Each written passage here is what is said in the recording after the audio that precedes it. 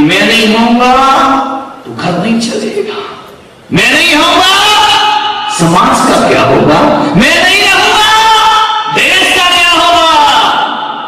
कोई फर्क नहीं पड़ता तुम रहो या तेरे जैसे लाखों आए, लाखों इस माटी ने खाए, तेरे जैसे लाखों आए, लाखों इस माटी ने खाए, रहा नाम निशान रे बंदे झूठी तेरी शान रे, मत कर तू अभिमान, मत कर तू अभिमान रे बंदे झूठी तेरी शान रे, मत कर तू अभिमान।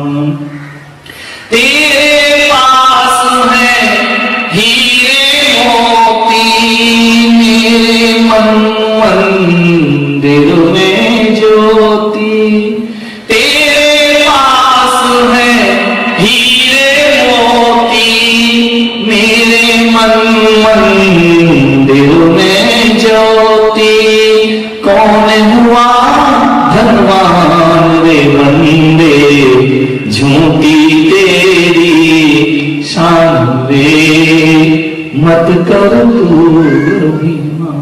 हमारे जैसे लाखों आए, लाखों इस माटी में खाए। हमारे पुरखे भी मेरा मेरा कहते कहते दुनिया से चले गए, क्या हुआ उनका? ये मेरा है, वो मेरा है, ये परिवार मेरा है, ये घर मेरा है, छिपकली कह रही है मैंने छत को संभाल रखा है। पागल, उस छिपकली से कहो कि बहन नीचे आओ, तुमसे बात करना है, अगर नीचे आओ। छिपकली कहे कि मैं नीचे नहीं आ सकती। क्यों नहीं आ सकती? मुझे आपकी चिंता है।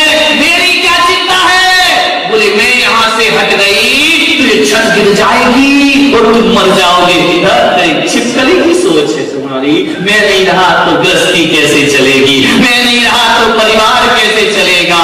तेरे जैसे लाखों आए, लाखों इस माटी ने, किसके बिना क्या नहीं चलता।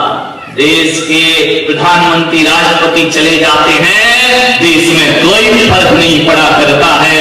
हजारों महफिलें होंगी, हजारों कारवा होंगे, जमाना हमको ढूंढेगा, न जाने हम कहां होंगे। ध्यान, ये महफिलें किसी के मरने से बाजार बंद होता है क्या? अरे हो भी जाए तो कितनी देर को होता है, 1 घंटे 2 घंटे, दिन भर, दूसरे दिन फिर महफिल सज जाया करती है। किसी के आने जाने से दुनिया में कोई फर्क नहीं पड़ता है। सुबह अर्घी उठती है और शाम को गूंज उठी शहनाई, बारात की तैयारियां प्रारंभ हो जाए। इस जमाने में हम रहे या ना रहे कोई फर्क नहीं पड़ेगा। ध्यान रखना, किस भ्रम में जी रहे हो। मेरे से दुनिया चल रही, मेरे से घर चल रहा है, मैं नहीं होगा तो ये नहीं होगा, कोई फर्क नहीं पड़ता इस दुनिया में। कहां गए चक्री जिन जीता भरत खंड चारा, कहां गए वो राम और लक्ष्मण जिन रावण मारा, कहां गई रुक्मणी सतभामा और संपत्ति सगरी, कहां गए वो रंग महल और सुवर्ण की नगरी। नहीं रहे वह लोभी कौरव जूझ मरे रण में, और गए राज तज पांडव वन को अग्नि लगी। कहां गए वो सम्राट, कहां है वो रावण, कहां है वो सिकंदर, कहां है वो महायोद्धा अर्जुन युधिष्ठिर भीम। इनके नाम निशान नहीं है धरती पर मेरे भाई। कहां गए राम लक्ष्मण जिन्होंने रावण को परास्त किया, कोई नाम निशान नहीं। तुम्हारे पुरखे कहां गए पता है? बोलो, है पता? जयकुमार, कोई एड्रेस, कोई फोन नंबर, कोई देगा यहाँ इंटरनेट, ईमेल, वेबसाइट, कुछ नहीं। हम भी ऐसे ही चले जाएंगे। इस मानवता के महायज्ञ में आप अपनी समर्पण और ध्यान की आहुतियां दे रहे हैं।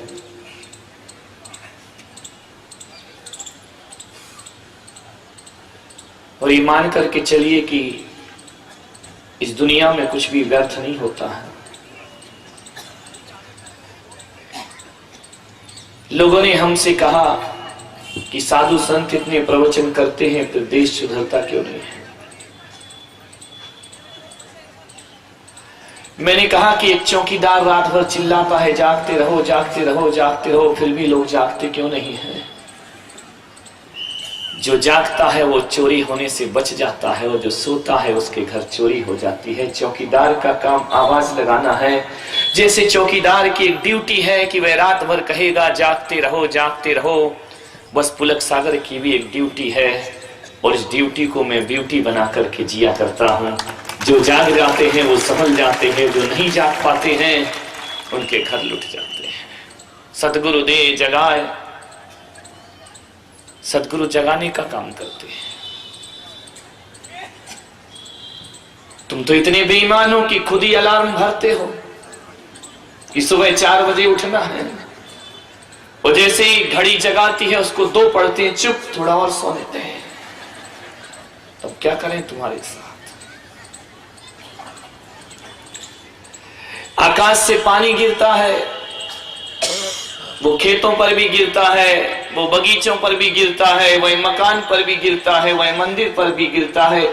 आकाश से पानी गिरता है तो डामर की सड़कों पर भी गिरता है, लेकिन इतना मान करके चलो कि पानी यदि खेत में गिरता है तो फसलें पैदा होती हैं, पानी यदि बगीचे में गिरता है तो फूल खिला करते हैं। लेकिन ये भी मानकर चलो कि डामर की रोड पर गिरा हुआ पानी भी व्यर्थ नहीं होता है।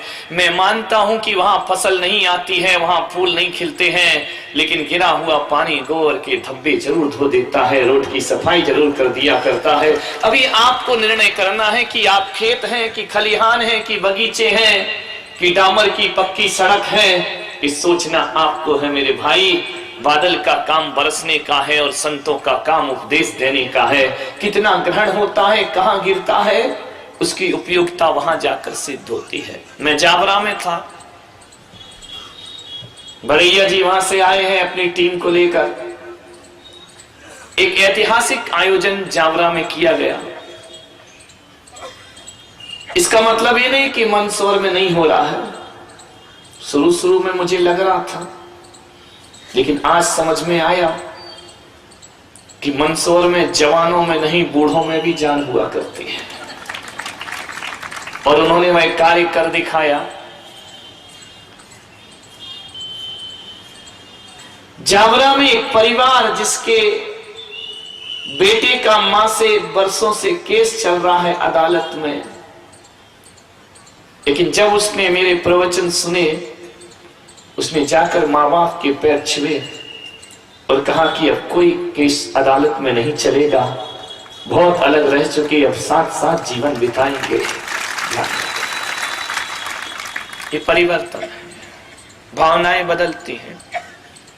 एक व्यक्ति ऐसा जो मंदिर नहीं जाए, पूजा नहीं करे, पाठ नहीं करे, ऐसा धनपति वह ऐसा जुड़ा संत से कि उस व्यक्ति को कभी उसने फैक्ट्री से बाहर नहीं निकला, लेकिन जब से मेरा प्रवास जावरा में हुआ, सुबह शाम तीनों टाइम मेरे साथ उसने वक्त गुजारा। मान्यवर, विश्वास के साथ एक सम्मा जलाए रखिए और सुबह जरूर होगी, माहौल बनाए रखिए।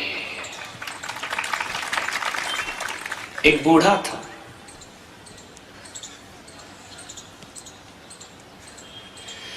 बुढ़ापा कभी कभी वरदान हो जाता है और बुढ़ापा कभी कभी अभिशाप बन जाता है। और एक बात ध्यान रखना कि ऐसा नहीं है कि तुम्हें बुढ़ापा ना आए।